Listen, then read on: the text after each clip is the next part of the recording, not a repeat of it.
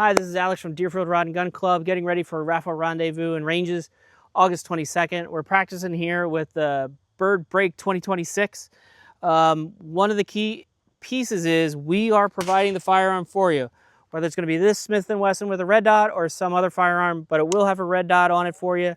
And we're also going to put up a sighter target so you can take 1 or 2 shots so you can understand where the rounds are going, and then we'll send you down range. The only thing you need to bring is yourself. We're going to have your hearing protection, safety glasses, and we'll have the firearm as well as ammunition for you. Hope to see you out in August.